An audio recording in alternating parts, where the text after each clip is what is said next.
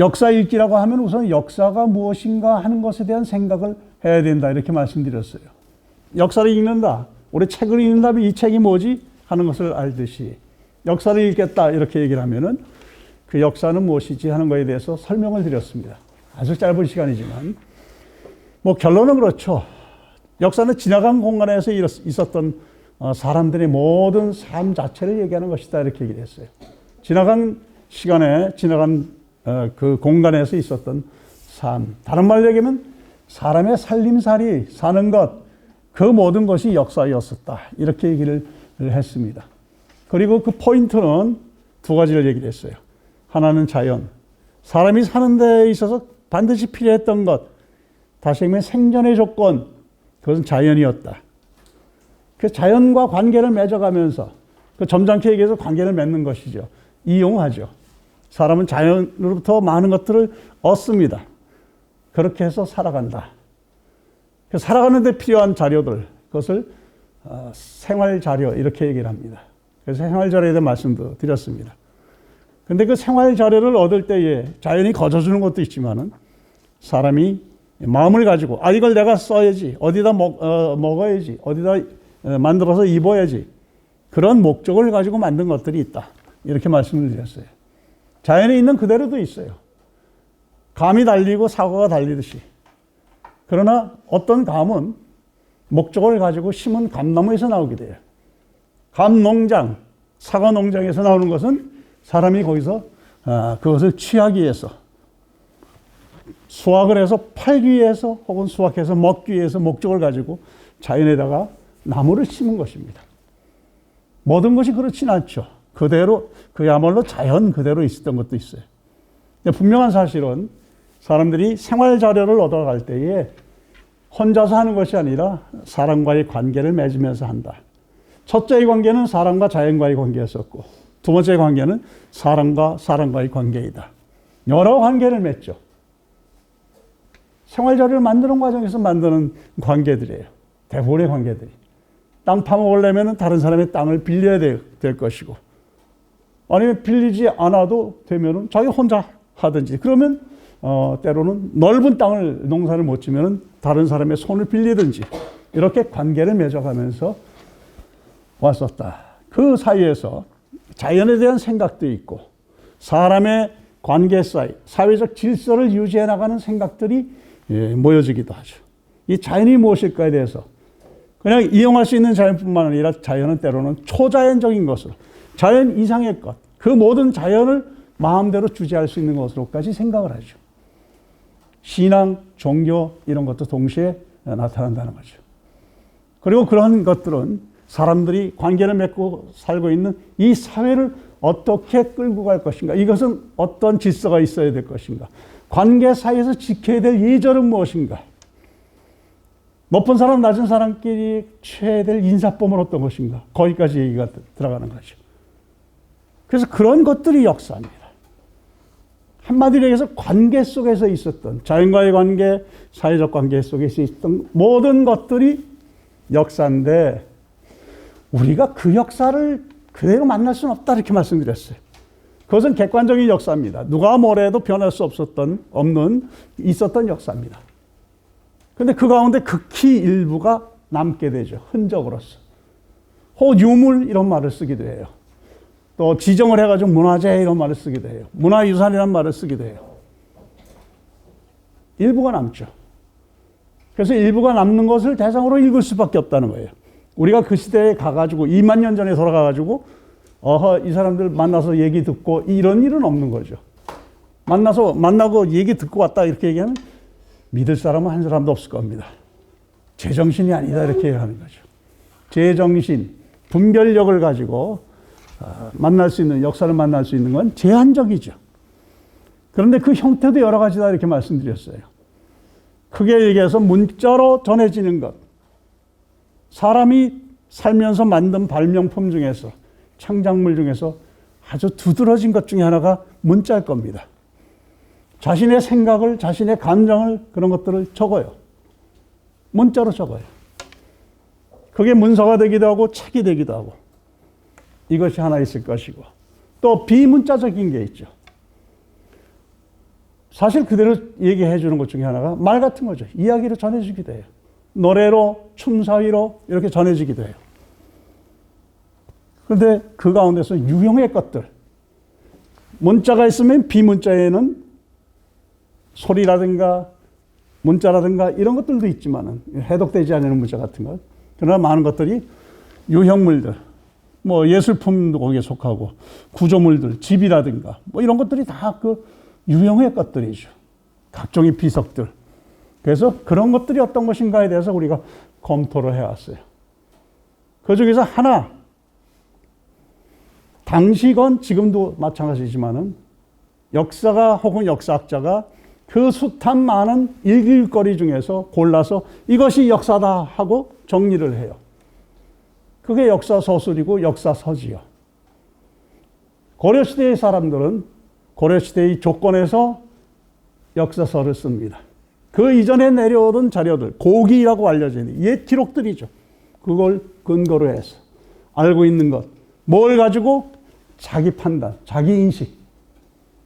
중세의 김부식은 김부식이 가지고 있는 역사인식, 유학적인 바탕, 자기 문화에 대한 이해, 이런 것들을 가지고 내려오는 자료를 가지고 삼국의 역사를 한참 지났는데 우리가 3년 전 일도 잘 기억 못하는데 30년, 300년, 400년, 500년 그건 기억해서 할 일이 못 되는 것이요. 그건 분명하게 고려시대에는 그 시대까지 이전의 사항에 대한 사건에 대한 기록이 남아 있었던 거죠. 삼국사기에도 보면 그렇게 나와요. 고기 이렇게 표현되고 있어요. 그리고 조금 더 들어가 보니까 고구려 때도 그렇고 백제 때도 그렇고 신라 때도 그렇고 역사책들이 있었어요. 우리나라에. 누구를 시켜가지고 역사책을 만들었다. 이런 기록들이 남아있고 거기에 나오는 것들이 이런 것이다 하고 뒤에 자료들에 나와 있기도 해요. 그래서 그 역사서를 어떻게 읽을 것인가 하는 거에 대해서 우리가 검토를 해왔어요. 그리고 또 하나, 공간에 대한 읽기를 했죠. 지난 시간에 했습니다. 지난 시간에도 하고 답사란 무엇인가 가지고 했어요. 답사. 문화 답사라고 하는 건 단순한 여행이 아니다 이렇게 얘기했어요. 현장에 가서 사실을 확인하고 아니면 새로운 사실을 더 얻을 수 있는 것, 그것이 문화답사다. 문화답사의 구체적인 방법에 대해서 말씀을 드렸고, 그 전에 했던 것은 전자정보에 대한 이용에 대해서 말씀을 드렸어요. 이것은 실질적인 거죠. 우리가 정보들을 많이 얻게 되는데, 지나간 역사에 관련된 자료들을 굉장히 많이 접하게 되는데, 요즘은 일반인 누구나 전문가가 아니더라도 그런 것을 접할 수 있는 것이 전자정보다 이렇게 말씀을 드렸어요. 그 중에서 여러분이 직접 들어가 보실 수 있는 사이트들, 홈페이지를 몇 종류를, 몇 사이트들을 소개해 드렸습니다. 포털들하고. 아마 강의 끝나고도 그것을 잘 이용하시면은 노후가 걱정이 없을 거라 저는 그렇게 생각합니다. 물론 늙어 죽을 때까지 역사만 들여다보라 이런 악담은 아닙니다. 시간이 있으실 때에 관심 있는 분야의 것들을 거기서 자신이 가지고 있는 관심폭을 넓혀가면 됩니다. 나는 무엇에 관심이 있지? 역사에 관심이 없고 다른 문화라든가 다른 쪽에 관심이 있으면 그것을 이 전자정보, 이 사이트에서는 어떻게 제공을 하고 있는가. 예를 들어서 제가 뭐 디자인 출신의 것들, 그래픽하고 뭐 웹툰, 이 만화 그리고 이런 젊은 사람들을 만나면 그래요. 그림 그리는 공부를 참 많이 했겠다. 그렇다고 얘기를 해요. 그러면 그 그림 그릴 때 형상화시킬 때의 그 모습은 어디서 오는가네. 자기가 가지고 있는 그 시각적 인식, 이걸 바탕으로 해서 쓸 거예요. 그가 봤었던 경험들, 텔레비전, 신문, 책, 미술학원에서 배운 것, 아니면 대학에서 배운 것, 이런 것이 그림으로 나타나는 거예요. 하나를 권고합니다. 전통 디자인에 대해서 다 모아놨으니까 전통 문양들, 우리나라의 조각이라든가 그림이라든가 어디건 다 실려있는, 아니면 보자기에도 실려있고 수도 놓았고 전통 문양들을 다 모아놓은 사이트가 있다. 소개해 주죠. 그것을 꼭 전통적인 문양을 찾아가지고 그것을 그림으로 어떻게 형상화하라 이런 뜻이 아니에요. 그 사람의 자신의 그 아이디어, 생각, 그리고 그림의 세계를 더 넓힐 수 있는 것 중에 하나가 자기가 가지고 있는 바탕을 더 넓히면 되잖아요. 기본을 넓히면. 그것 중에 하나가 사이트에 다 정리해 줬는데 누가 다 해놨어요. 그 들어가서 그걸 보면은 아 이런 모습들이 거기는 심지어는 전통 디자인이 이렇게 돼 있고 변형돼서 사용하고 있는 것들이 이런 것들이 있다. 그것까지 다 소개해놨어요. 그러면 어마어마한 재산이죠. 그렇게 그림 그리는 사람에게는. 그것처럼 여러분이 가지고 있는 문화에 대한 관심 아니면 나의 자신에 대한 관심, 나의 이웃에 대한 관심, 사회에 대한 관심이 있으면은 그 사이트들을 그렇게 자신에게 유용한 것으로 만드시면 되고 거기서 이제 점점 서핑이라고 얘기하는데 가서 이것저것 들여다보고 탐색하고 방문하다 보면은 자기의 관심 정도를 알 수가 있고 또 다른 집들을 알게 되는 거죠. 다른 입구들을 발견할 겁니다. 그럼 그거 보시면 돼요. 그렇게 해 나가시면은 여러분에게 역사를 어떻게 읽을 것인가 구체적으로 읽는 일을 하게 되는 겁니다. 아, 이렇게 역사를 읽는 거구나. 참 불안하긴 하죠. 읽는 것이 이 분석이, 이 분별이 이게 맞는 것인가. 그런 생각은 있지만 직접 부딪혀 보시기 바랍니다. 그래서 제가 이번에는 이 그림을 보여드린 게 그동안 했었던 작업을 총체적으로 한번 짚어보자 해서 이 화첩을 소개해 드리려고 합니다. 봤습니다. 저희 시간에서 봤지만은 이걸 좀 본 다음에 역사 읽기와 세상 읽기는 어떻게 연결이 되는가. 결론은 확실하게 알죠. 역사 자체가 우리의 삶이었으면은 지금의 삶, 그것이 세상이고 이 세상을 어떻게 읽는 것인가 하는 것은 역사 읽기를 통해서 충분하게 닦아지는 것이고 그 능력 가지고 뒤돌아보면 될 것이라는 결론이지만 이 그림책을 좀 보자고 하는 것은 그동안에 봤었던 것들 하나씩 검토를 좀 해보자는 뜻에서 올렸습니다. 이것은 영국 박물관에 있는 화첩입니다. 우리나라에만 그 단원에 김홍도의 그림책이 소장되어 있는 건 아니에요. 외국에도 있죠. 외국에도 우리나라의 중요한 유물들, 문화 이런 것들이 있습니다. 몇몇 나라는 돌려달라고 그래도 돌려주지 않고 그 문화제국주의라고 우리 보통 얘기를 하는데 선진국가라고 했었던 서유럽 국가들이 숱하게 많은 나라에 가가지고 문화를 약탈을 해오죠. 그것은 아시아에 있어서 일본도 마찬가지였죠. 그건 유럽의 영국이나 프랑스와 같은 나라만 가리키는 얘기는 아니고 우리 이웃의 일본도 마찬가지 그 짓을 했었던 거죠. 돌려달라고 하면 돌려주지 않습니다. 얼마 전에 우리 사회에 문제가 됐었던 하나의 사건이 있었죠.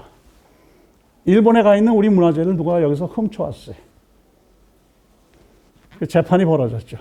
현행법으로 따지면 주인이 있고 소장자가 있고 분명히 도둑질인데 재판이 굉장히 오래 걸렸어요. 오래 걸리니까 일본 쪽에서는 저거들이 문화재를 안 주려고 그런다 이런 얘기가 나왔고 참 법원 쪽에서는 난감했죠. 법이란 게 그렇습니다. 법리만 따져가지고 될 일이 있고 정서적인 문제까지 따지는 문제가 있는데 이 훔쳐온 사람 얘기는 거죠. 이게 왜 내가 훔쳐온 거냐. 돌려받아 온 거지. 다만 지금 가지고 있는 사람에게 알리지 않았을 뿐이지.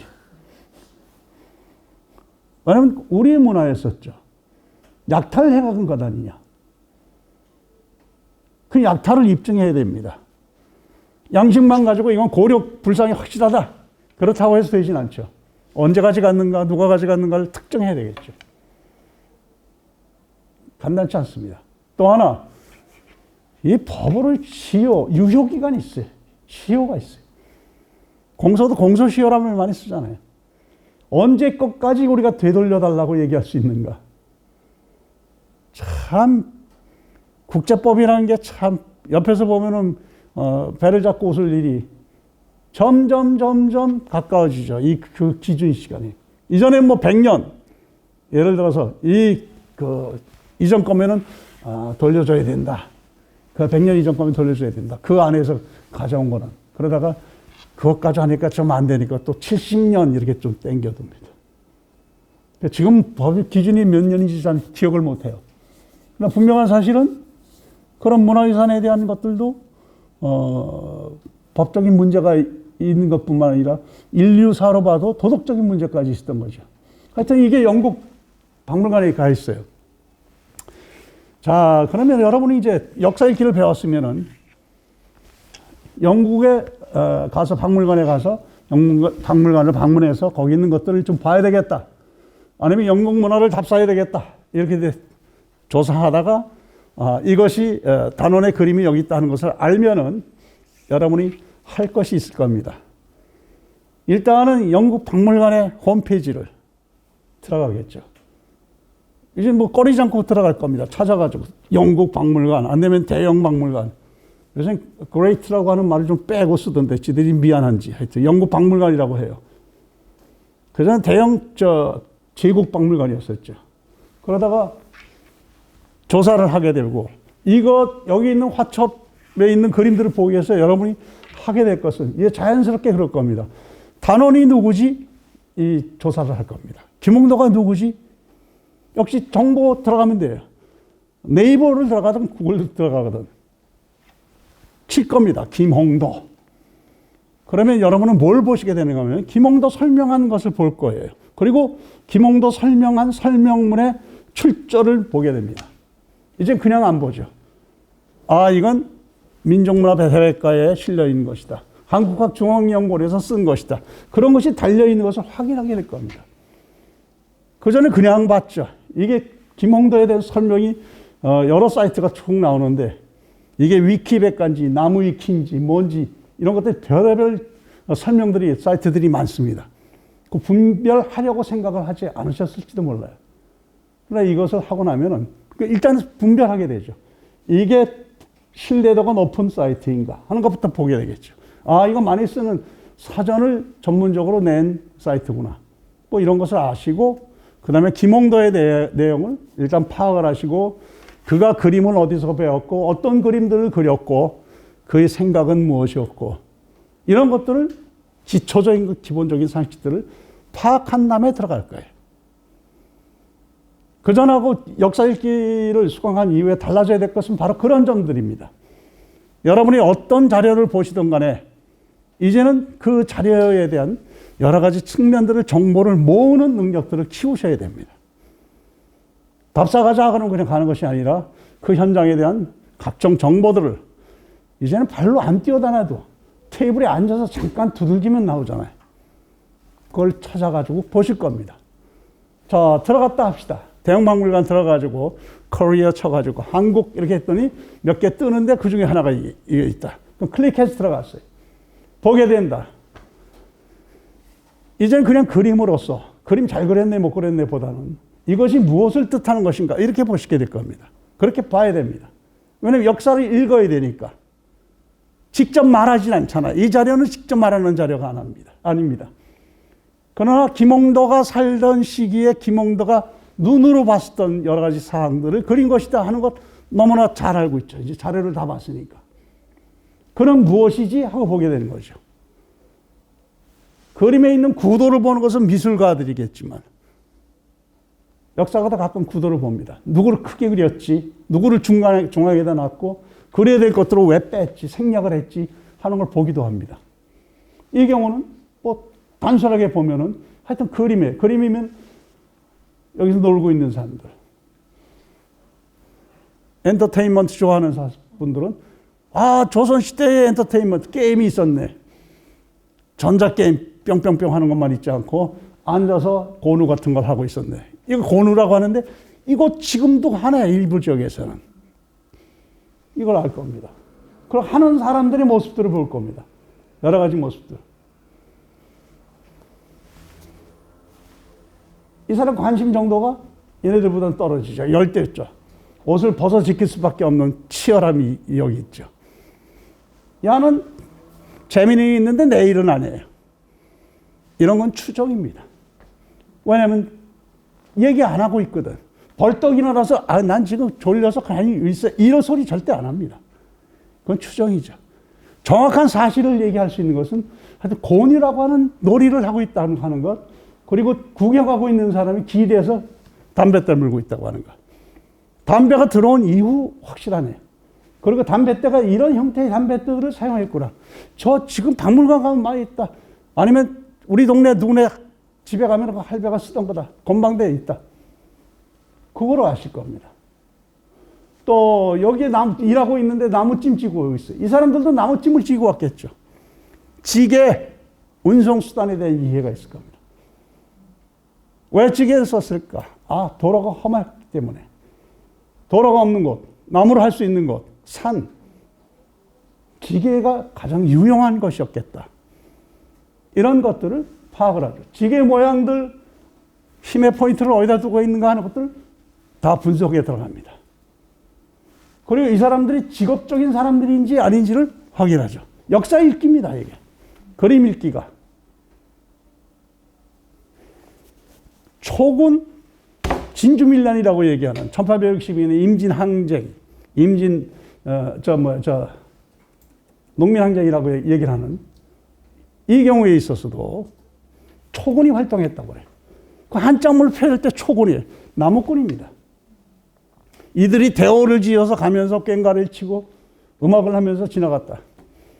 나무 할 때에 나무 자르고 운반하는 것을 돕기 위해서 옆에서 악기를 연주하고 하는 대화가 있었습니다. 그걸 얘기하는 거죠.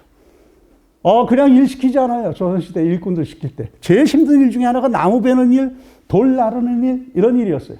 그럴 때 옆에서 악제비들이 풍악을 잡아줘요. 노동음악이죠. 노동요도 있지만, 부르는 것도 있지만, 옆에서 그런 악기 편성을 가지고 있기도 해요. 그래서 이 사람들이 이걸로 보면은, 그 다음에 추정은 다른 일반적인 자료를 통해서 추정이 들어가죠. 이 시기의 나무꾼들은 각 양반가에 일하는 사람들이 자기 집에 땔감을 가져왔는가, 아니면 전문적으로 나무를 해다가 팔려고 하는 사람들인가. 사는 게 시원찮다 하는 건 그림 보고 판단을 해요. 그래요. 무슨 이런 거는 잘 안 보여요. 브랜드 잘 안 보이죠. 네. 그런 것을 읽을 수 있는 것들을 이제 읽게 되는 겁니다. 읽을 수 있는 것들을. 이게 역사 읽기입니다. 직접 얘기는 안 해요. 넘어갑시다. 무동도 좀 그로테스크하죠. 우리가 일상 보는 것이 아니고 아주 표정들이 도저히 일반적인 표정들을 하래요. 얼굴도 토종의 얼굴들을 하래요. 왜 춤을 추는지, 이들이 춤추는 게 왜 어떤 일인지, 굿인지, 여기 등장하는 것들은 뭔지, 뭘 의미하는지 여기서부터 읽기 시작해야 될 겁니다. 꼼꼼하게 살펴봐야 돼요. 그냥 춤추고 놀지만 않아요. 이 사람 중심 인물이 있어요. 구경하는 사람들도 있고, 이 사람이 가지고 있는 도구는 어디다 쓰는 것인지 이 사람도 가지고 있죠. 돼지 같진 않죠? 이걸 보고 돼지 하면 읽기에 실패한 거죠. 그 사람 평생 돼지를 저렇게 알고 있나 보다, 이러겠죠. 토끼나 이쯤 이제 들어가기 시작하는 거죠. 뿔 달렸으면 토끼라고 했으면 틀렸을 것이고, 이게 보편적 사실에 입각한 추정의 방식들입니다. 그러면 그냥 춤추는 것이 아니라 하나 잡아와가지고 이걸 잡아먹으려고 폼 잡는 건가? 여러 가지 이야기들이 가능한 겁니다. 모든 그림이라고 해서 모든 사실을 다 알려주진 않아요. 볼 수 있는 것은 내가 가지고 있는 역사적 이해를 바탕으로 해서 보게 됩니다. 여러분이 세상 읽기에서 볼 수 있는 것은 내가 가지고 있는 이해, 인식, 그걸 바탕으로 해서 읽지, 다른 사람 꼭 갖다가 못 읽습니다. 볼 수 있는 눈은 제한되어 있습니다. 역사가 됐건 대상이 사건, 현재가 됐건 간에 볼 수 있는 것, 분별력, 판단력, 그것은 자신의 것이다. 이건 놓고선 제대로 읽을 사람은 거의 드뭅니다.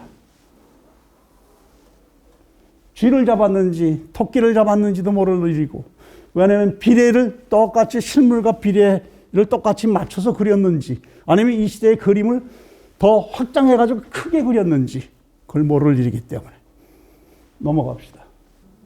담배 때는 여기도 등장해요. 단원의 그림에 참 담배 때 많이 등장해요. 조선시대 담배는 엄청 피웠어요. 담배 들어오자마자 급속도로 보급된 것 같아요. 17세기에 여기 성주에 있는 폐사, 폐사는 안 했죠. 그 위에 폐사가 됐는데, 절에서 살인사건이 하나 났어요. 조그마한 어린아이가 죽었어요. 어린아이가 머리가 찧어서 죽었어요. 그래서 이건 살인사건이다 해서 고령, 성주, 이 사건이 나면은 그 관할 수령하고 인근 수령들이 같이 나서서 검시에 들어가고 사건 조사에 들어갑니다. 그게 매뉴얼이에요. 조선시대. 사건 났다. 난 모른데 책임져야 됩니다. 관할에서 그런 사건이 났으면. 밝혀야 됩니다. 이 내용이 어떻게 해서 이 사건이 됐는가. 보고서를 써야 돼요. 그 보고서 기초가 남아 있습니다. 장초라고 해서 민장초 이런 것들이 남아 있죠. 거기 보니까 그 과정이 다 들어가 있어요. 담배, 그 중에서 담배 얘기가 나온 게 담배 판매상이죠. 유통상이에요. 유통상도 용의자 중에 한 사람으로 잡혔어요. 어디서 왔는가? 이렇게 무주에서 왔어요. 낮에 통문 있지 않습니까? 바로 넘어온 거예요. 성주 쪽으로. 그게 멀지 않아요. 담배 팔러 다니는 사람이에요. 와, 굉장히 빠른 시간 내에 보급이 됐구나. 담배 팔러 다니니까 자기가 피려고 하는 것이죠. 담배가 유통되고 있을 정도면 생산이 엄청난 거죠. 호남 쪽, 무주 그쪽에서 사가지고 이쪽 경상도 쪽으로 넘어온 거예요. 그러니까 그런 자료들, 다른 문서 자료들을 가지고 이 시기쯤 되면 담배가 일반화됐죠. 대궐에서 회의하고 있는데 너무도 표대가지고 앞이 안 보인다고 그래요. 표현이 나와요. 왕이 제발 좀 담배 좀 작작 피라고. 한참 지나서 조선에 담배 예절이란 게 있었어요. 담배도 없었는데 무슨 예절이 생겼어요. 나중에 생긴 거죠. 조선 후기에. 담배도 없는데 무슨 담배 예절이 있어요. 다 피죠. 요만한 애부터. 선교사들이 들어와서 깜짝 놀란 것은 요만한 애들이 담배 물고 다니니까 너무 놀랐던 거죠. 우리도 어디 다른 나라 이렇게 여행하고 그러다가 어린애들 담배 피우는 거 보면 놀라잖아요. 지금은 많이 줄었지만. 똑같죠, 뭐. 그러니까 뭐, 담배 피우는 걸 금지하는 일들이 서서히 생기기 시작하고, 안경도 그렇잖아요, 안경. 제가 경상도 지역에 가서 깜짝 놀란 게, 아, 여기 경상도구나 하고 놀랐던 게, 학생이 나가서 답사 발표를 하는데 안경을 딱 벗고 인사를 하더라고요. 제가 왜 저러나.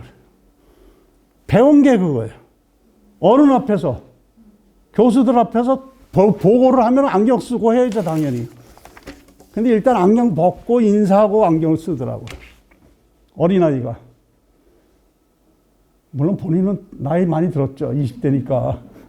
젊은 사람이, 난 깜짝 놀란 게 저렇게 젊은 나이에 사람이, 그거 다 후기에 생긴 일이죠. 안경이 일반화되기 전에 무슨 안경 예절이 있겠어요.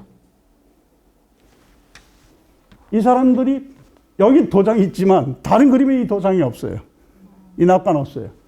뭔지 모르지만은 뭔 그림인지는 다 머릿속에 상상하시기 바랍니다. 이 사람들이 히히거리면서 온통 남자들이 뭘 보고 있을까? 춘화일까? 그때 춘화도 많이 유행했으니까 빌려주기도 하고. 춘화뿐이에요. 소설 대여업에 신화적인 존재도 등장하죠. 돈 벌어가지고. 소설도 많이 대여업도 하고. 글 꽤나 읽은 사람들이 커다란 종, 이 장지, 이건 굉장히 큰 종입니다. 한지도. 이 정도면은. 놓고 무엇에 대해서 얘기를 할까? 그 다음, 제한적이죠. 왜냐면 이 사람들에 대해서 잘 모르기 때문에, 서당에 대해서 잘 모르고, 향교에 대해서 잘 모르고, 양반의 일상생활에 대해서 모르기 때문에 거기서 스탑입니다. 대신 볼 수 있는 것은 옷들이 소매, 이것이 엄청 길다고 하는 걸 알 수 있죠. 이거. 복식 사는 사람 저거 딱 보이죠. 그걸 아는 사람이니까 보이죠. 우리가 심의라고 얘기를 하는 저 자료에 나오는 그것들은 대원군 시기 이후에 이게 줄어들거든요. 팍. 그 이전엔 이렇게 길었어요. 줄기 전의 모습이죠. 줄기 전의 도포. 이 겉에 걸치는 도포도 길죠. 그래서 과거 시험장 들어갈 때 거기다가 책 끼고 들어가는 거죠. 커닝 페이퍼. 이게 읽기입니다. 그 다음 기와 읽기라고 하는 유명한 그림이에요. 기와 읽기. 기와 이으려고 지금 기본적인 걸 하고 있어요. 여러 사람들이 등장해요. 여러 사람들. 여러분이 읽을 수 있는 게 있어요. 뭘 읽을 수 있어요? 한 3가지 정도만 읽어봅시다. 하나, 얘기해보세요. 손 들고 얘기해보세요. 하나. 아니, 아무거나 편해. 눈에 보이는 대로. 지금 속은 적이 없잖아요. 한 번도. 예. 대화를 지붕을 고치는데 등 올립니다. 예. 예. 올려주는데 지금 뭐를 올려줘요? 하나는 흙덩이죠. 그렇죠. 한 걸음 더 가면 뭘 올려주는데 올려주는 것도 던지기만 않고 달아서 당기기도 하고. 이 방법들이에요. 지금 기와 읽기의 방법들이 여기 나오죠. 그리고 기와 읽는데 필요한 것이 종류가 2가지가 지금 나와 있죠. 하나는 기와, 또 하나는 기와가 움직이지 않게 틀을 잡아주는 흙. 일단 2개가 눈에 보이잖아요. 그건 읽을 수가 있잖아요. 아, 기와를 하려면은 그냥 기만 올라가지 않겠구나. 흙덩이도 올라가네. 헤르도 쓰죠. 산무리 같은 거 쓰죠. 그러면 그 다음 읽을 수 있는 건 뭐가 되겠어요? 이거 튼튼하지 않고는 이 기둥이 튼튼하지 않고는 지붕이 유지가 안 되겠구나. 기와집이라고 하는 게 간단한 문제가 아니구나. 그걸 버티고 있어야 되니까. 기와는 어디서 왔을까부터 이제 보게 되죠. 조금 더 읽으려면. 동네 사람이 만들었을까? 아니면 다른 데서 사왔을까? 이거는 일단은 외기와인지, 외쪽, 일본의 기와인지, 조선 기와인지 논란은 없습니다. 왜냐면 조선시대고 외제 물건 쓸 만큼, 어디 중동산 타일 멋있는 거, 무슨 브랜드 붙은 거 갖고 와라. 이거는 아니잖아요. 조선 가마에서, 조선에 있는 가마에서, 기와 가마에서 구운 것이 있겠다. 암캐한지 숙캐한지 보면 이거는 보면은 금방 드러나죠. 그런 거 볼 수가 있죠. 그리고 이 일에 나선 사람들 몇 종류가 있어요. 단순 노동자. 커다란 기술은 안 가졌겠지만은 여기서 보조 역할을 하는 이런 사람도 있고, 올라와서 이 사람들은 전문적인 기술을 가지고 있으면서 기와를 읽는 사람. 갈라지죠. 일하는 게 갈라지죠. 아, 일하는 과정에 있어서 분업화, 하나의 일을 위한 협업, 이런 것이 가능했구나. 그리고 이 일에는 단순한 기와장이라든가, 와장이라고 그럽니다. 와장이라든가, 흙을 던져주는 애뿐만 아니라 기와를 이을 수 있는 집 짓는 목수에 해당하는 사람들도 있을 것이고, 이 사람들은 뭐예요? 목수죠. 그야말로. 목재가 필요하기 때문에 이 사람들은 대패질을 하고 있어요. 지금. 도구들이 여기 있어요. 톱이 있고. 이 사람은 뭐 하고 있어요? 기둥이 제대로 되어 있는지 보고 있죠. 그리고 조금 더 보는 사람이면 이 기둥이 각이 졌는가 둥근가를 들여다봅니다. 그리고 둥근 기둥인데 너무 크다 하는 경우는 야, 이거 수상하다. 급수에 따라서 건축을 할 때 저렇게 둥근 기둥 크게 올려버리면 이건 반역이 될 수도 있죠. 왜 집 짓는데 규모를 정하고 있을 뿐만 아니라 어떻게 져야 된다는 것도 정하고 있었기 때문에. 큰 지붕 하나, 긴 지팡이 하나 들고 있는 사람. 이 사람이 아마 시공 맡겼었던 양반쯤 되겠죠. 궁금하죠? 내 집이 잘 올라가고 있는지. 새로 짓고 있습니다.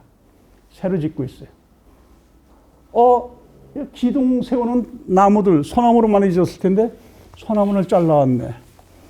그러면은 저 사람은 그 당시에 금송 혹은 송금이라고 얘기를 하는 그걸 어겼나?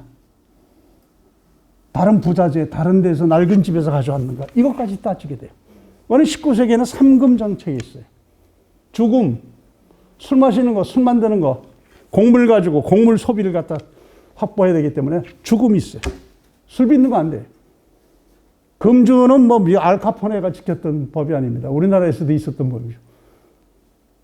그 다음에 송금이 있죠. 소나무를 함부로 베서는 안 돼요. 조선시대 내내 그 소나무에 대한 정책이 있어요. 베을 수 있는 것, 충선목, 벌레 먹은 것, 낙낙송. 어떤 시에서는 뭐 그럴듯하게 나오지만 그것은 벼락 맞거나 어떤 자연적으로 부러진 것들, 이런 것들, 얘는 못 쓰게 돼 있어요. 특히나 집중적으로 관리하는 시기가 있어요. 집중적으로 관리하는 곳이 또 있죠. 봉산들. 산을 정해요. 왜냐하면 집중 수요가 집중 생산해가지고 공급을 받아야 되기 때문에 전국의 유명한 곳의 산들을 갖다 봉산으로 지정하죠. 처음에 못 들어간 데이 하고 표시를 하고 금산이었지만 후기쯤 가면 아니래. 여기서 만드는 목재들은 국가에서 쓰는 것. 궁궐을 짓든 배를 만들든 관을 짜건. 그래서 소나무는 살아서 죽을 때까지 이런 말을 써요. 살아서 집 짓고 각종 도구에 다 쓰던 것이 소나무인데 죽어서 들어갈 곳도 소나무 관이죠. 그 소나무 관 중에서 제일 좋은 것들, 이건 어디서 오는가? 강원도 쪽이죠.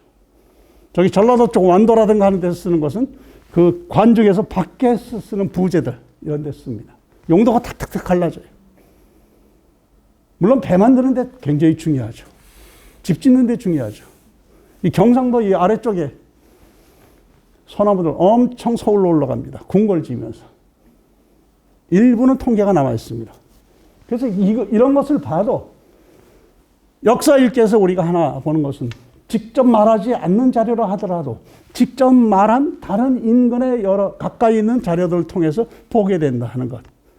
말씀드렸잖아요. 자신의 역사인식을 가지고 역사를 들여다보게 된다. 그것뿐만 아니라 대상으로 되는 물건이 역사 읽기 자료가 있으면은 이것만을 직접 보는 것이 아니라 이것이 만들어진 동시대의 여러 가지 사항들을 내가 사전 학습을 통해서 알고 있는 상태에서 보게 되면은 더 많은 부분을 볼 수가 있다는 거죠. 넘어갑시다. 여러 가지 것들을 알려줘요. 뭐 하러 가는 것 같아, 뭐는. 여러분이 가지고 있는 여러 가지 것들이 이런 그림 같은 거 보면 많이 깨집니다. 소위 말해서. 부서집니다. 애 업고 있는 것. 남자는 애 양육, 육아에 전혀 관련 없다고 생각을 하죠.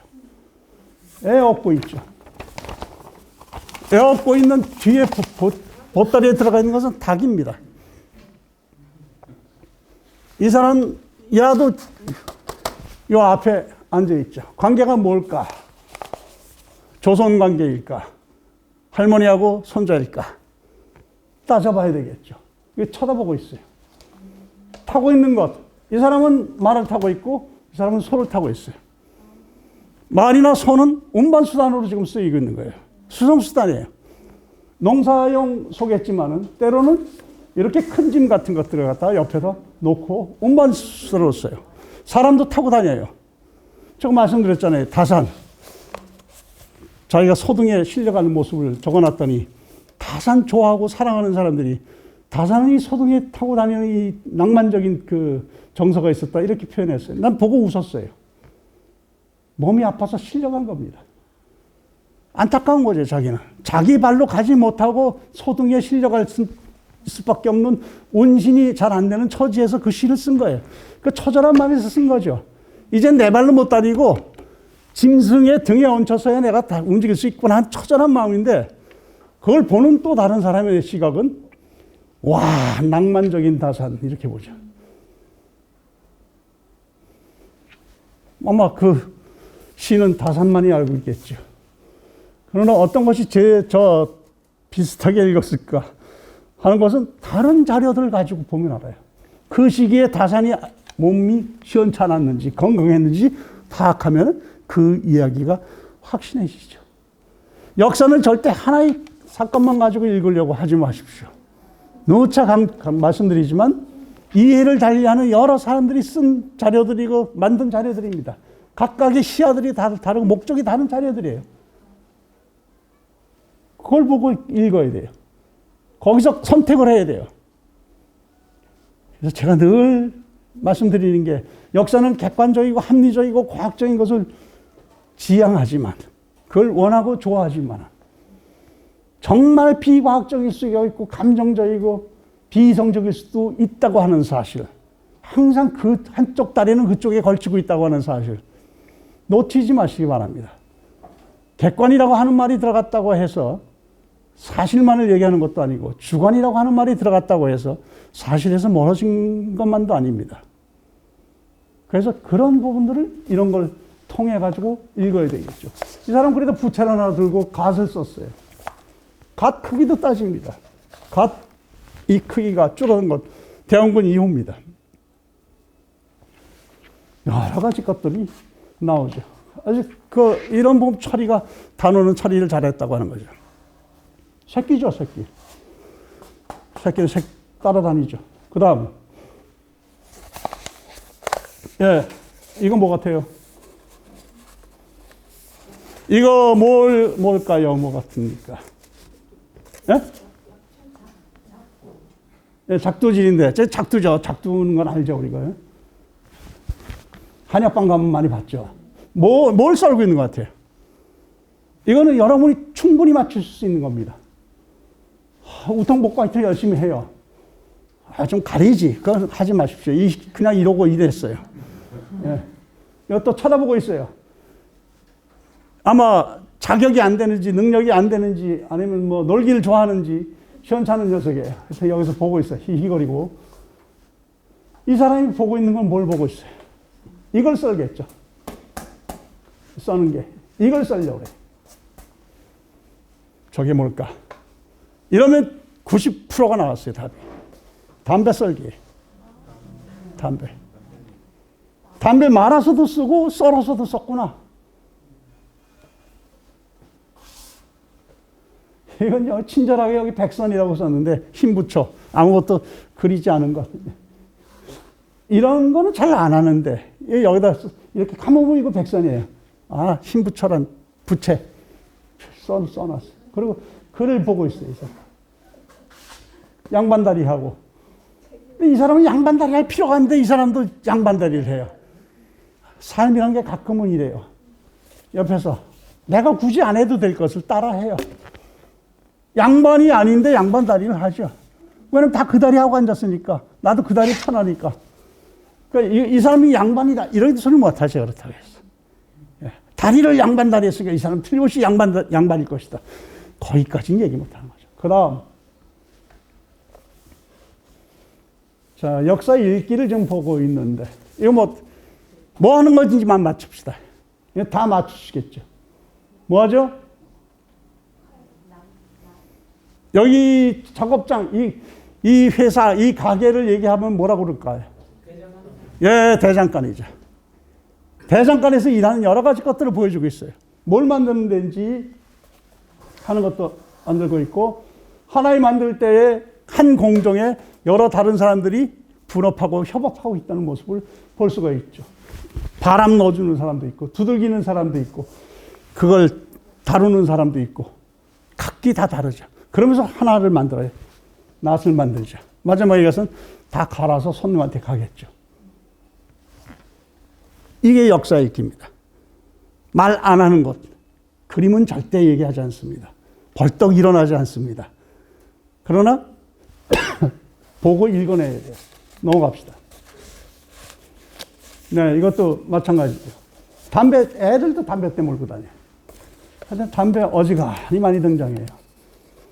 그 말등에, 이런 정도는 다 이제 갖추고 있는 거예요. 말 안장들. 이런 도구들이 있어요. 타고 다니는데 이것을 수송수당으로 쓰는데 아주 익숙하다는 거죠. 이런 도구들이 발달했고. 그렇지 않으면 그냥 타겠죠. 몽고 사람들 이거 없이 타잖아요. 애들 요만할 때부터. 그러나 여기는 그렇게 탈 수가 없는 거예요. 그렇게 익숙한 건 아니에요. 그래서 이런 것들이 필요하죠. 회초리도 들기도 하고. 자, 다음. 예, 아까 풍악제비들, 고수들하고 각 악기들 가지고 있는 이게 다 이제 여기서 하나씩 다 파악이 되겠죠. 춤추는 사람하고. 요즘 내 사물놀이 나오는 선북 중에서 보면 일북 같은 거 보면은 저게 우리나라 건지 어느 나라 건지 참 모를 것들이 많아요. 공연하는데. 아, 저거 오키나와 거 아닌가? 저거 일본 거 아닌가? 싶은 것들도 가끔 등장합니다. 넘어갑시다. 예, 이거 아시죠? 여기서 나오는 것 제일 비싸잖아요. 1.5배에서 2배를 받잖아요. 죽방멸치, 중념, 방념이라고 얘기하는 것. 실제 사실적인 그림입니다. 이거. 요즘도 이런 식으로 하고 있죠. 운반선이 와가지고 받아가고 있죠. 통에다가. 저기서 더 읽어나가면 저거 주인이 누굴까부터 해야죠. 잡는 사람이 주인일까? 아니면 주인은 따로 있고 저 사람들은 일하는 사람일까? 관계를 보게 되는 겁니다. 자연을 관계해서 자연으로부터 먹을 것을 취해오는데 거기에 관련되는 사람들의 상호 관계는 어떤가 하는 게 머릿속에 들어야 되죠. 농사를 짓는 사람이 있으면 그 농사 짓는 사람의 땅인가 다른 사람의 땅에 농사 짓고 있는가 그거에 따라 뭐가 달라져요? 저 농사 지은 수확물이 누구 손에 들어갈 것인가 누구 입에 들어갈 것인가 하는 것이 달라지죠. 그 이익을 누가 볼 것인가 달라지는 거죠. 그러니까 역사 읽기는 무엇, 어디까지 볼 수 있을 것인가 하는 능력을 보면 볼수록, 훈련받을수록 더 보게 되는 거죠. 그 다음, 길쌈이죠. 지금도 몇 군데 가면 이 방식들을 그대로 해놨습니다. 저도 문화재 조사 나가면 가끔 배 짜는 것 현장도 가고, 제가 배 짤 줄 알아서 하는 건 아니죠. 이 과정 자체에서 어느 포인트가 중요하고 무슨 기술을 가지고 있는가 하는 것은 알고 있기 때문에 복식 전문공 하시는 분하고 같이 나가서 틀은 제대로 갖추고 있는지 아니면 개량된 것인지 이해를 하고 있는지 이런 거 다 물어보죠. 단어는 생활을 그려서 생활, 여러 가지 생활들. 그 생활이 과연 보편적일까 하는 것은 또 따져봐야 돼요. 양반들의 삶일까? 아니면 양반 아닌 사람들의 삶일까? 여기서 이 그림만 가지고 양반은 이 짓이나 하는 양반이에요. 예. 생산활동에 종사하지 아니하고, 남 훔쳐보기나 하는 그런 양반이죠. 그렇게만 나오진 않죠. 여러 종류의 양반이 있을 거예요. 그리고 이 사람들은 단체로 나와서 빨래를 하고 있어요. 빨래를 하고 있어요. 빨래까지는 생각을 안 해요, 우리가. 옷 빨아 입었는지 한복 보면서 생각 안 하죠. 저거 석 달, 넉 달 입었는지 아니면 몇 달에 한 번 빠는지 그걸 누가 빠는지 어떻게 데리는지 어떻게 매무새를 다시 잡는지 읽으면서 전혀 생각 안 하죠. 그런데 실제 우리가 살아보면은 그런 것들이 다 있었던 거잖아요, 사실. 옷 하나를 입어도 빨아 입잖아요. 공부하는 거죠. 여러 가지를 읽어요. 여기서 책 내용까지는 못 봐요. 책 내용까지는 볼 수가 없어요. 당시에서 공부하는 거, 대상은 누구인가 하는 것에 대해서 나오죠. 갓 쓴 사람도 있고, 아직 머리를 올리지 않은 사람도 있고, 가르치는 유자도 있고, 경상도 있고, 뭐 얘기하려면 끝도 없습니다. 이 부분들은. 이게 왜 읽을까? 농사일도 바쁠 텐데, 나무 해오기도 바쁠 텐데, 왜 이들을 대상으로 해서 이렇게 글을 읽을까? 왜 사람들은 자기 자식을 서당에 자꾸 보낼까? 서당에 가면 다 문제가 해결되는가? 서원은 안 가는가? 그게 계서가, 차례가 어떻게 되어 있는가? 여러 가지 것들을 알아야 이것도 읽을 수가 있는 거죠. 그 다음, 씨름하는 거. 세계문화유산 됐다고 좋아하는데, 예, 종목이 세계문화유산 됐죠. 세계에도 씨름은 참 많아요. 여러 종류의 씨름들이 있죠. 여러분이 혹시 영국 박물관에 들어가셔가지고 이 그림책을 딱 보시게 될 경우는 더 찬찬히 읽어보시기 바랍니다. 어떤 사람들이 구경을 하고 있는지. 신발은 벗고 싸워요, 그래도. 신발은 벗고 싸우는데 삿바가 있는지 없는지부터 시작해가지고 한번 각저총하고 같이 비교해 봐야 될 거예요. 고구려에 있어서 씨름하는 방식하고 조선에 씨름하는 방식이 뭐가 차이가 나는지 이렇게 있는 자료들을 가지고 다 비교해 봐야 돼요. 그 다음 농사 짓는 것. 이 그림에서 설명을 드렸죠. 자연과 관계를 하고 있는 조선시대의 농민이에요. 자연과 관계를 하고 있는. 그런데 자연과 관계를 할 때 자기 힘만, 사람이 인력만 쓰질 않아요. 충력을 이용해요. 다른 짐승들을 이용해가지고 자연의 이용을 더 심화시켰구나 하는 걸 얘기를 해요. 그러면서 두 마리의 소가 끄는 쟁기를 가지고 있어요. 두 마리의 소가 끄는 쟁기.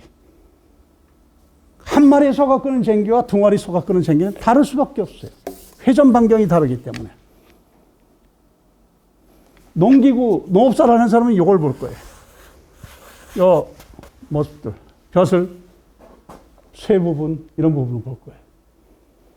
쇠스랑, 흙 고르는 것, 도구들, 몇 개 농구를 여기서 확인할 수가 있죠.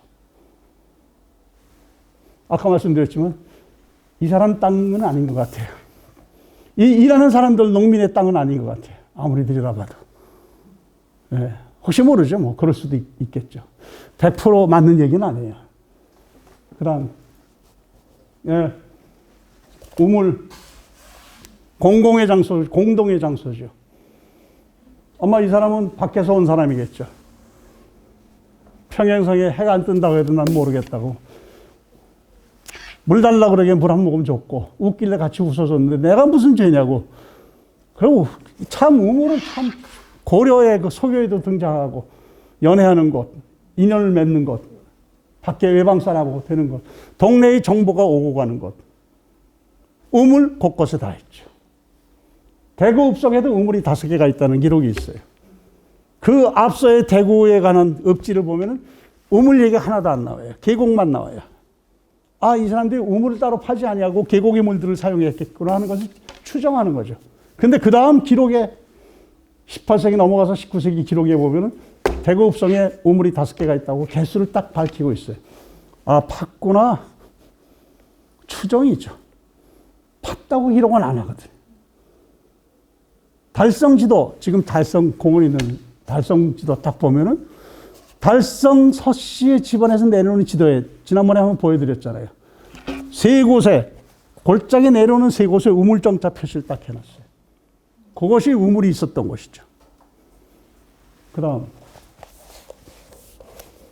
하여튼 사람은 앞날에 대해서 불안하죠.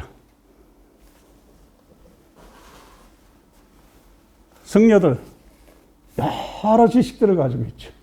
점치는 기술까지 포함해서. 궁금하죠? 그냥 안하긴데 그냥 못 갑니다. 이 앞에서 뭔가 얘기를 좀 들어야 돼요. 돈이 들어도 앞날을 좀 점쳐봐야 돼요. 오늘은 운수가 대길입니까? 물어봐야죠. 대길입니다. 나를 만났으니까. 막 그쯤 대답했겠죠. 만난 것 자체가 이제 흉악스러운 일인지 모르고 대답을 할 수도 있을 것이고. 이런 모습들이죠. 그리고 옷부터 차림새부터 다 보죠. 예, 한 잔씩도 걸치죠. 할 일 없는 개도 쳐다보고 있고, 동네에 개는 꼭 한 마리씩 있어요. 예, 보고 있고, 각자 자기 일들을 해요. 이 전물리는 안악도 있고, 한 잔씩도 걸치고, 술동이도 있고, 뭘 먹으려고 젓갈도 참 길어요. 뭐 먹고 있고. 활쏘기에 대한 오해. 양반도 합니다. 예약사와 서수 6개 해야 될 것 중에 하나가 사가 있습니다. 향사례라고 합니다. 활쏘기 자기 수신에 양반의 문과면은 화를 안 줬겠구나. 아닙니다. 자기를 닦는 방법으로 활쏘기를 배웁니다. 물론 말타기 이런 것까지는 어렵습니다. 그러나 하도록 되어 있습니다. 좀 오랫동안 얘기를 한 이유는 우리가 9번에 걸쳐서 한 역사 읽기라고 하는 것을 실제 어떻게 할 수가 있는가를 보여드리는 겁니다. 어떻게? 오늘 저 강의 자료라고 하는 것을 잠깐 설명드리면 침착하게 집에서 잘 읽으시면 될 내용입니다. 그리고 어떤 내용은 너무 어려워가지고 머리에 담아둘 필요가 없습니다. 그래도 정리는 해야죠. 세상 읽기니까. 자, 첫 페이지를 보시기 바랍니다. 역사 읽기의 목적 이렇게 해놨어요. 왜 하는가? 굉장히 점잖은 말로 해놨어요. 역사 읽기. 역사 속에서 뭘 보고 자는가? 하나 시간성을 보죠. 역사라고 하는 것은 시간 속에서 이루어진 거예요. 과거에서부터 현재까지 그리고 앞으로 미래까지 진행되는 것이 역사다 하는 걸 말씀드렸어요. 너무 단절해서 단면만 보지 마십시오 이런 뜻입니다. 조선시대의 그림 하나만 딱 보지 마시고 그것이 어떻게 왔고 뒤에 어떻게 변해갔는가. 그건 지금도 마찬가지입니다. 지금의 모습에서 우리의 지금 사회의 모습을 보면서 단면을 보는 능력도 있어야 되겠지만 이것의 원인이 어디서부터 시작돼가지고 여기까지 왔는가 하는 것을 늘 볼 수 있어야 돼요. 골목에서 아이들이 떼죽음을 댔다 하면은 죽음 몇 명 죽었지 여기에 보는 것이 아니라 이것의 원인이 과연 어떤 것인가. 이것은 사고이면 틀림없고 사건이면 틀림없는데 이 사건, 사고는 어디에 비롯되는가. 그건 여러 이유들이 있을 거예요. 광범위하게. 그걸 놓고 숨 못 쉬어서 이렇게 답변하면 그런 답변이 어디 있습니까? 숨 못 쉬면 어느 경우도 죽죠. 그런데 어떻게 해서 그런 일이 벌어졌을까에 대한 광범위한 대응, 여러 가지 것들이 얘기가 되겠죠. 시간성이죠. 그 많은 사람들이 모였던 일이 우리 경험이 한 번 있었던 것도 아니고 압사사고가 한 번 있었던 것도 아니고 이 가까이 상주에 공설운동장에서도 있었잖아요. 다 잊었잖아요. 사건을 머릿속에 항상 두고 다닐 수는 없어요. 그러나 그런 일들이 벌어지지 않게끔 해야 되는 게 사는 사람들의 책임이죠. 계기성 연결되죠. 과거는 현재, 현재는 앞으로에. 또 사건은 다른 사건과 연결이 되어 있습니다. 이것을 이해해야 되고. 또 하나는 뭐예요? 변화성. 잘 인정 안 하려고 그래요. 또 역사 좋아하시는 분, 전통 좋아하시는 분 중에서는 변화를 거부하시는 분도 있어요. 심지어는. 그것이 변해서 이렇게 되어 왔다. 현재의 모습이 있다는 것을 인정 안 하시고. 왜냐하면 너무나 사랑하셔가지고 과거를. 과거니까 전통을 너무 좋아하셔가지고 변할 수 없는 것으로 생각해요. 변하죠. 지금도 변해왔는데 앞으로도 변해갈 것이고. 그 부분에 대해서는 마음을 좀 넓혀야 됩니다. 그러니까 기준을 과거에다 두고 살면 안 돼요. 과거에 무엇을 우리가 받아들일 것이고 과거에 대한 이해를 어떻게 할 것인가의 문제죠. 변화된 현재입니다. 현재는 뭐라고 그랬어요? 그 뒤에도 나오지만 과거의 미래가 현재입니다. 변화된 것, 과거가 변화된 게 현재죠. 그리고 현재도 마찬가지로 이 상태대로 고정된 것이 아니라는 거죠. 변화되어야 되는 거죠. 어떤 모습으로 변화되어야 될 것인가. 노골적으로 말씀드리자면 우리는 우리의 상호 간의 관계, 서로 간의 관계를 어떻게 변화시킬 것인가 이 얘기가 되는 겁니다. 왜? 역사가 관계의 역사라며. 자연을 이용한 관계의 역사. 그 자연을 이용하면서 인간 상호 간에 맺은 관계의 역사, 사회의 역사라고 얘기를 했잖아요. 그건 인정하잖아요. 그럼 지금은 뭐예요? 지금도 마찬가지죠. 우리는 이 자연을 어떻게 관계 맺을 것인가 하는 문제가 우리의 삶과 가장 밀접하고 직접적이고 근원적인 문제다 하는 것을 생각을 해야 돼요. 단지 이용 대상으로서만 생각해서는 안 된다 말씀드렸잖아요. 그럼 미래가 없어지죠. 그리고 관계도 그렇죠. 이전에 이런 관계들이 있었는데 지금까지 왔는데 지금까지 온 지향하는 가치가 관계를 어떤 모습의 것으로 만들고자 했었던 것인가를 곰곰 생각해 보자는 거예요. 한 사람만이 자유로웠던 시대로부터 소수의 사람이 자유롭고 보다 많은 사람이 자유롭고 모든 사람이 자유로운 시대로 왔다. 너무나 오래된 태제입니다. 해결의 얘기죠. 오직 왕만이 자유로웠던 시대로부터 귀족들이 자유로웠던 시대, 모든 인민이 자유로운 시대. 그게 몇 세기 전의 얘기예요. 그러면 지금은 더 진전이 되어 있어야 되고 모든 사람이 자유로운 그야말로 개체로서 존중받는 인격으로서 존중받는 상호가 되어야 될 거 아니에요.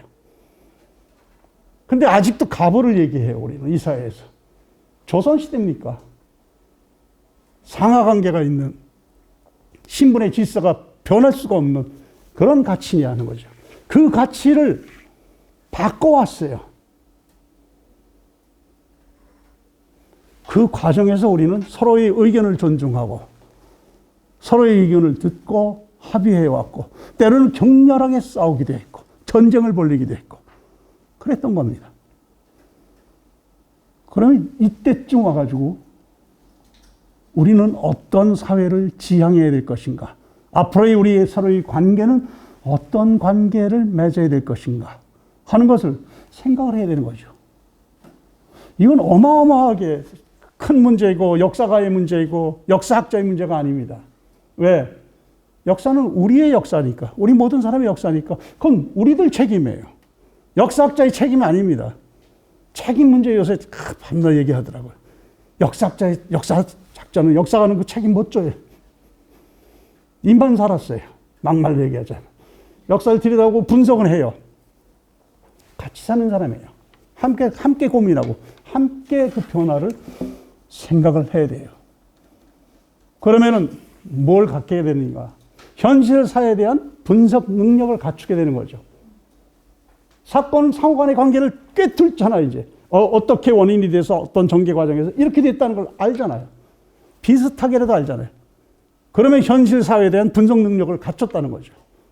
그러면 지향은 어느 방향으로 가야 될 것인가? 문제가 드러나잖아요. 어떻게 진단 없이 처치가 나올 수가 있어요, 의사가. 진단을 해야죠. 현사에 대한 진단, 그것은 역사 읽기를 통해서, 세상 읽기를 통해서 진단이 가능한 것이고 지향하는 미래가 제시가 되는 거죠. 제가 늘 쓰는, 수십 년 동안 쓰는 말이에요. 의사 선생님도 진단 없이 최소한 문진이라도 하지. 물어보기도 하지. 두들겨보기도 하지. 두들겨보면 안 와. 내 배를 두들기던데 의사 선생님 가면은 어렸을 때 가서 만나 이러고 두들기잖아요. 아니, 뭐 하는 짓이고. 이 얘기가 여기까지 나오지만 전문가가 두들기고 있어요. 물어봐요. 어디가 아픈가? 목이 아픈가? 눈이 침침한가? 문진이죠. 그것까지 다 할 수 없죠. 한계가 있는데. 기계를 동원해서 들여다보기도 해요. 뱃속까지 들여다봐요. 렌즈 가지고. 그렇다고 다 정확히 압니까? 모르죠. 그러나 그런 과정이 없이 처치는 할 수가 없는 거죠. 이건 무슨 병이다. 그래서 째야 되겠다. 잘라야 되겠다. 약으로 되겠다. 아무 진단도 없었는데 환자 수술대에 누이십시오. 미친놈이죠. 그런 사람은 없잖아요. 우리 사회도 마찬가지잖아요. 올바른 판단 없이 앞으로 살아가는 날이 창창하다고 해요. 한 5년만 더 삽시다. 그렇다 하더라도 그 5년 동안 어떻게 살 것인가, 어떤 모습을 가져야 될 것인가. 그 사회라고 하는 커다란 덩어리 그룹만 생각하지 마시고 나와 가까이 있는 나의 가족들, 아내가 됐건 남편이 됐건 아이들이 됐건 부모님이 됐건 아니면 한 집 옆에 있는 가만히 이웃, 그 다음 집, 넥스트 이웃집, 이웃들 어떤 관계를 맺을 것인가. 왜? 가족도 그렇고 이웃도 그렇고 함께 역사를 만들어가기 때문에 얘기를 해봐야죠. 얘기 안 해보면 안 되는 거죠. 두 번째 보시기 바랍니다. 몇 가지 문제가 드러났어요. 우리는 얘기하면서 역사 읽기라고 하는 것은 읽어야 되는 대상이 있고 또 하나 보는 눈이 있다 얘기했어요. 역사적 시각, 사관, 인식에 대해서 얘기를 했어요. 그거 어떻게 만들지 하는 생각도 있는 겁니다. 그중에서 몇 가지 점들을 얘기하겠습니다. 첫째로 역사는 교훈적인 것인가? 교훈적일 수도 있지만 아닐 수도 있다. 참 애매모호한 소리가 제일 하기 좋죠. 근데 교훈적이라고 하는 것은 늘 역사에 기대는 마음이에요. 의지하는 마음이고 그랬으면 좋겠다는 생각이 역사는 교훈적이어야 돼 이렇게 생각하고 교훈적인 것으로 자꾸 바라봐요. 역사에서 뭔가 가르침을 얻으려고 자꾸 애써요. 그 자체가 부정되거나 할 자세는 아니에요. 그러나 현재의 삶의 기준이 과거가 돼서는 안 돼요. 들여다보고 있는 역사는 지나간 거예요. 그런데 지나간 역사, 지나간 과거를 기준으로 해서 그것을 재현한다든가 그때의 가치를 그대로 실현한다든가 왜냐면 멋있으니까 전통이니까 그거는 아니라는 거예요. 교훈은 얻을 수 있지만은 교훈적일 수도 있지만은 역사 그 자체가 교훈이 돼서는 안 된다는 거예요. 이건 정말 조심해야 될 부분이죠. 꼰대, 역사를 찰떡같이 붙들고 라떼는 내 이전에 있는 그것이 기준이 되죠. 제시하죠. 이웃들에게, 가족들에게 제시하죠. 내 경험에 의하면은 이렇게 해야 돼. 그것은 이것이었어. 단정을 하죠. 자기도 거기서부터 변해온 자신인데 새까맣게 있고 나 때는 그래요. 나 때는 하는 그 경험이 지금 사는 사람에게 도움이 되어야 되지. 지금 사는 사람의 지침이고 앞으로 갈 길을 막는 것이 돼서는 안 되는 것이죠. 훌륭한 삶이죠. 성공적이었죠. 이만큼 이 어지러운 세상에, 어려운 세상에서 목숨 붙여서 지금 살았다는 것 박수 쳐줘야죠. 그러나 그가 가지고 있는 지난 과거 모두가 교훈이다 하는 것은 아니다 하는 거죠. 그거 조심합시다 하는 뜻이죠. 두 번째는 많이 알면 바른 역사인식을 가질 수 있는가? 아니다 하는 거죠. 많이 알면 좋습니다, 물론. 왜냐? 역사는 사건 상황의 관계를 밝히는 것이다 이렇게 얘기를 하면은 사건 하나를 아는 것보다 사건 둘, 사건 셋을 알면은 보다 사실에 가까워질 수 있는 건 맞죠. 그렇다고 역사적인 사실을 많이 안다고 해서 그 사람이 역사를 바로 보고 있다 하는 얘기는 아니다는 겁니다. 많이 알도록 노력을 합시다. 왜냐하면 전혀 모르는 상태에서는 얘기하지 맙시다. 역사가 무엇이다라고. 그런 경우는 다른 사람이 하는 역사 얘기를 들으시면 돼요. 그 부분은 조선건국에 대해서 잘 모르면서 조선건국을 계속 얘기하면 안 되죠. 들으면 돼요. 내가 알고 있는 역사를 다른 사람에게 얘기해 주면 돼요. 그러나 모르는 부분에 대해서 하나의 사실을 가지고 두, 셋, 다섯 알고 있는 사람에게 얘기를 해서는 안 되는 거죠. 의견으로서 얘기할 수 있어요. 제한된 범위 내에서. 세 번째, 역사 읽기는 무엇인가? 공동의 집단 기억을 형성하죠. 역사 교육이라고 하는 것입니다. 이 역사 교육 왜 하는가 중에 하나가 정체성 확립입니다. 아이덴티티라고 얘기하는. 대한민국 사람으로서의 정체성, 수성구민으로서의 정체성, 가장으로서의 정체성. 네 정체가 뭐냐 이런 말. 그 말입니다. 네 정체가 뭐냐. 정체를 모르는 사람이 있죠 가끔. 정체가. 저 사람 정체가 뭔지. 교사라고 해서 앞에 서 있는데 저 사람 정체가 교사인가? 목사인가? 승려인가? 그럴 때가 있죠. 목사님 입에서 기독교적이지 않은 발언이 계속 나와요. 목사 맞나? 목사는 맞는 것 같은데 기독교인인가? 이거 끝났죠. 그렇게 의문이 있는. 스님께서 말씀하시는데 전혀 부처님 가르침하고 전혀 어긋나는 얘기를 해요. 욕심 그대로 다 드러내고 노출시키고 인간이 원래 자연스럽게 이 모습이 진정한 모습이다. 그래서 나는 내 벌거벗은 모습을 여러분에게 보이고자 한다. 욕심을 드러내버려. 그건 아니죠. 그거 잘 생각해야 될 거예요. 정체성. 그런데 그 정체성을 확립하는 바탕 중에 하나가 지나간 역사를, 지나간 경험을 공유하는 거예요. 역사를 배우는 이유, 우리가 우리나라의 역사를 갖는 이유는 귀화인들에게 왜 역사 시험을 보게 하는가 하는 것은 경험을 공유하게 하기 위함이에요. 지나간 역사는 경험이라고 하면 그 경험의 극히 일부나마. 그렇다고 그 귀화 자체를 막아서는 안 되죠. 우리나라 지나간 역사를 잘 몰라도 앞으로 함께 살아갈 수 있어요, 물론. 그런데 그걸 역사 시험을 보는 이유는 하나죠. 정체성을 세우는데 도와주기 위해서. 그래서 경험을 공유하는 것은 역사를 공유하는 것이죠. 역사를 공유하면 지금의 역사를 함께 써나갈 수 있고 만들어갈 수가 있는 거죠. 그 바탕이 없는데 어떻게 함께 역사를 만들어 갑시다 얘기할 수 있어요? 그건 없죠. 바로 그 말씀을 드리는 겁니다. 거기 흥미가 있으시라고 조선시대 얘기를 하나 했는데, 조선시대 임진왜란과 호란, 정묘호란도 있고 병자호란도 있고 엄청나게 많은 사람이 죽었어요. 임진왜란도 7년, 8년에 걸쳐서 전쟁했으니까. 그 호란 같은 경우는 한두 군데에서 집단적으로 2,000명, 3,000명이 몰사당한 적도 있어요. 총병에게. 난리도 아니죠. 떼거지로 죽었어요. 남한산성 잘 아시잖아요. 왕이 남한산성에 들어가잖아요. 강화도로 갈까? 그러다가 못 가고 길 막아가지고 못 가고 일부만 왕족들은 강화도로 들어갔고 왕은 남한산소로 들어갔어요. 명령을 내리죠. 왕을 지켜라. 근왕 명령이죠. 근왕, 왕을 지키는. 그래서 충청도, 경기도 이 지역의 군사들이, 평안도 군사들 남한산소 쪽으로 집결을 합니다. 12월 1630년 12월경이죠. 모여들죠. 지금의 용인 근처, 남한산성 근처 몇 군데서 대규모의 전투가 벌어지죠. 왔는데 못 당하는 거죠. 거기서 몰사당해요. 쌍용이라고 하는 것, 험천이라고 하는 것, 이런 데 몰사당해요. 조선 국가는 조선 후기까지 영조, 정조 이르기까지 계속해서 무엇을 하는가? 물론 전쟁 끝나자마자 사람을 대규모로 동원해가지고 시체 묻는 일부터 하죠.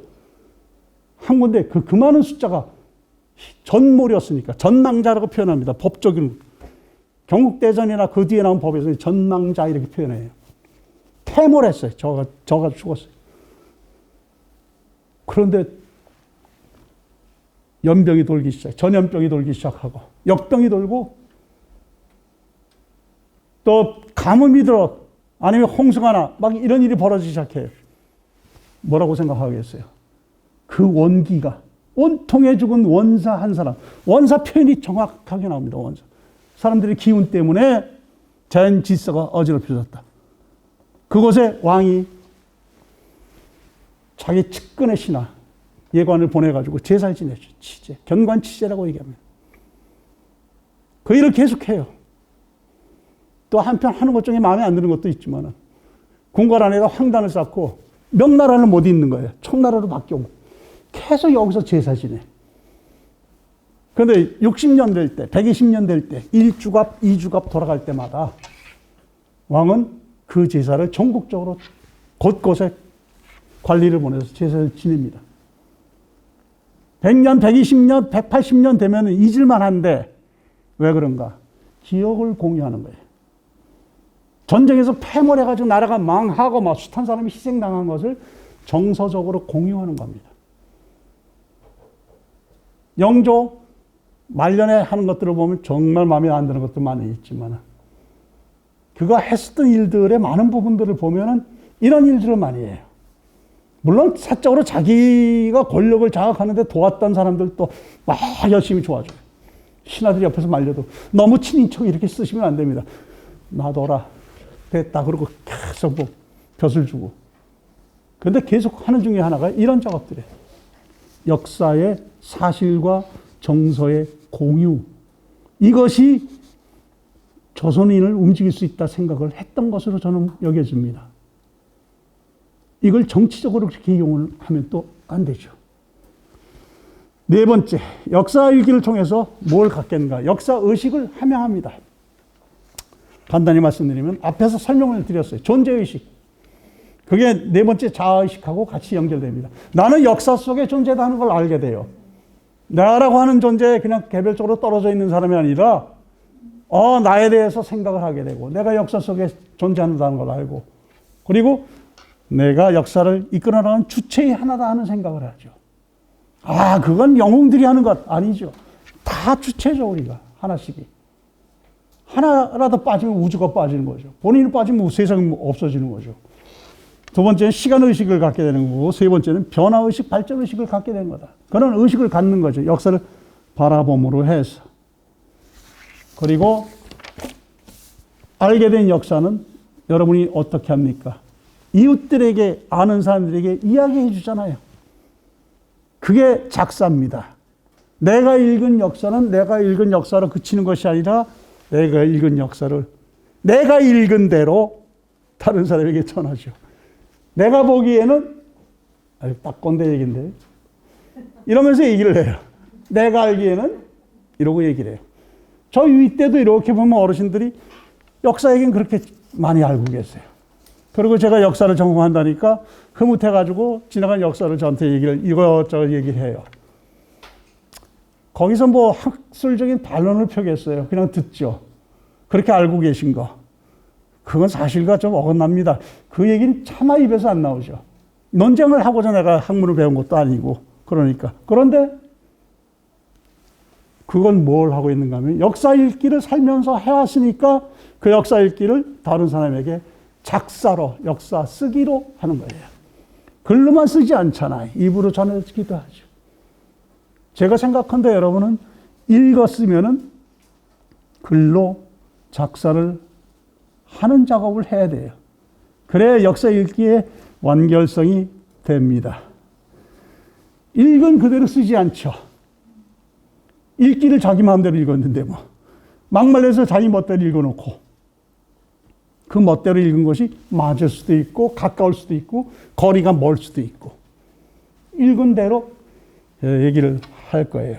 그런데 바로 이런 것들은 다른 사람에게 이야기해 주려면 어떤 작업을 하고 있는가? 내가 읽은 내용에 대해서 정리를 합니다. 내가 뭘 봤지? 이 의미는 뭐지? 정리해야 전해줄 수 있어요. 다시 얘기해서 글쓰기는 거꾸로 내가 가지고 있는 역사 이해를 높일 수 있는, 심화시킬 수 있는 그런 기회예요. 엉터리 같은 글쓰기, 그런 건 없습니다. 조금 다른 각도에서 표현력이 모자란다든가, 뭐 이렇게 표현을 할 수가 있죠. 그러나 자기 입장에서 자기가 알고 있는 하나에서 글쓰기를 하려고 준비를 하면은 우리가 그동안의 역사 읽기를 늘 봐왔듯이 내가 읽은 것이 무엇인가에 대해서 다시 한번 생각을 하게 됩니다. 아, 그게 재밌죠. 그 다음에 세상 읽기라고 하는 것은 바로 그러한 역사를 읽는 거니까 이 세상 읽기 이제 그렇게 어렵지 않을 겁니다. 여러분이 머릿속에 기억해야 될 것은 육하원칙. 그것이 다 짚어질 수 있는 문제가 있고 반드시 다 짚어지지는 않는 문제도 있어요. 육하원칙을 머릿속에 항상 생각하셔야 돼요. 육하원칙을. 누가 언제 어디서 무엇을 왜? 그러면 사건 상호간의 관계 속에서 역사를 바라보게 돼 있죠. 그 능력이 생기는 거죠. 사실에 대한 변별력, 판단력 이거 생기죠. 조금 더 많이 보게 되고 사실관계를 많이 알게 되면은 그런 변별력이 더 늘겠죠. 아주 점점 하게 되면 날카로워지겠죠. 그 변별력을 갖추게 되죠. 왜? 역사에 있어서는 상호관계를 규명해 왔으니까 현실 사회에 있어서 이 관계를 보면서 현실 사회의 사실의 상호관계를 파악해요. 여러분은 이제 사건을 그대로 보진 않죠. 저 사건은 누가 일으켰지, 어떤 과정을 거쳐서 저렇게 됐지, 이 판단을 이제 하게 되는 겁니다. 그래서 그게 다름 아닌 세상에 대한 이해를, 사건 전개의 경향성, 어떤 흐름인가 이런 것을 알게 되는 거죠. 그 다음에 하나는 반드시 그렇지는 않지만 사건을 대할 때 구조적으로 파악하게 돼요. 구조적. 상황의 관련성을 그냥 관련만, 연관성만 찾으려고 하는 것이 아니라 그것이 어떤 구조를 가지고 있는가, 어떤 것이 바탕이 되고 베이직이 되고 어떤 것이 기둥이 되고 어떤 것이 지붕이 되었는가. 그러니까 사건 전체를 가리키는 덩어리가 있다고 하면은 그 덩어리 안에 각각의 사건들의 구성 요소들이 하는 일들이 다 다르잖아요. 어떤 것은 직접적인 원인이 될 수도 있고 어떤 것은 간접적인 원인이 될 수도 있고 어떤 사건은 내가 봐서는 그 사건의 결과일 있고 영향일 수도 있고 구조적으로 바라보게 되죠. 구조적으로 이해를 하면은 개별 사건에 대해서는 모든 것을 다 이해는 할 수가 없다 하더라도 지금 사회를 어떻게 다 볼 수 있겠어요? 볼 필요도 없고 내가 사는데 필요한 것만 보겠죠. 근데 뭘 볼 것인가? 덩어리를 보게 되죠. 뼈대를 보게 되죠. 핵심적인 내용들 이런 것들을 보게 되는 거죠. 그것이 체화되게 되는 거죠. 그리고 또 하나 내가 가지고 있는 관점을 이제는 뒤돌아봐야 될 것이다 하는 거죠. 세상 읽기를 하기 전에, 역사 읽기를 하기 전에 그럼 내가 어떠한 눈으로 역사를 읽어왔고 어떠한 눈으로 세상을 봐왔던 것인가 한번 곰곰 따져보시기 바랍니다. 생각도 안 했죠. 왜? 그냥 나는 항상 정당하고 나는 항상 옳으니까. 그걸 왜 굳이 따져? 사는데 불편하지도 않았고 사는데 지장이 있는 것도 아니고 나는 항상 옳았으니까. 옳지 않았으면 이렇게 살았을까? 그러나 보셨잖아요. 숱하게 많은 역사적 관점이 있다고 하는 것. 역사를 들여다보는 눈이 참 다양하다고 하는 것.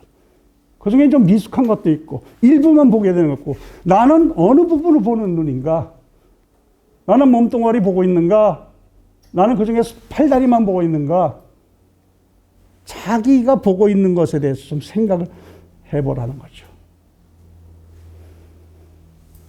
그걸 하는 것 중에 하나가 제가 제시한 그 내용입니다. 나는 역사의 주체를 무엇이라고 생각하는가? 생각도 안 해봤다. 이제부터 생각해 보시라는 거죠. 역사는 누가 움직인다고 생각하는가? 역사의 추진력, 변동의 추진력은 어디 있다고 생각하는가? 모르겠다. 모를 수도 있죠. 근데 생각은 해봐. 이게 도대체 왜 역사가 왜 이렇게 되어 나가지?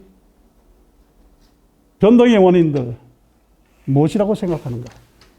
그리고 사건 상황의 관련성 있다고 생각하는가? 그냥 쌓여, 그냥 시간 지나니까 어떻게 살다 보니까 쌓여온 것이다 이렇게 생각하는지, 아니면 사건들은 우리가 잘 보이진 않지만 상관의 연관성이 있는 것인지에 대해서 생각을 해보시면 돼요. 하나 더 나가서 그러면 이렇게 흘러가는 역사는, 전개되어 나가는 역사는 법칙성이 있는가? 여기까지는 좀 어려울 겁니다. 그 법칙 무엇인가? 그 다음에 질문이 그럴 테니까 생각은 해볼 필요가 있죠. 이 법칙성이 있어서 이렇게 되어 왔는가? 사회주의 국가의 몰락이라고 하는 것은 어떤 법칙 속에서 이해해야 될 것인가? 자본주의 사회가 완결된 사회인가? 어떻게 되어 왔는데 역사가? 들여다보게 되는 거죠. 스스로 자본주의 사회라고 주장하고 있는데 강홍원이가 자본주의적 요소가 아닌 부분도 있는데 그럼 이거 뭐지? 그럼 앞으로는 어떤 원리에 의해서 사회가 전개될 것인가? 저 사람들이 쓰고 있는 말은 용어는 틀림없이 이런데 개념이 전혀 다르네. 그런 부분들도 있을 것이고, 또 하나 역사는 목적이 있다고 생각하는가?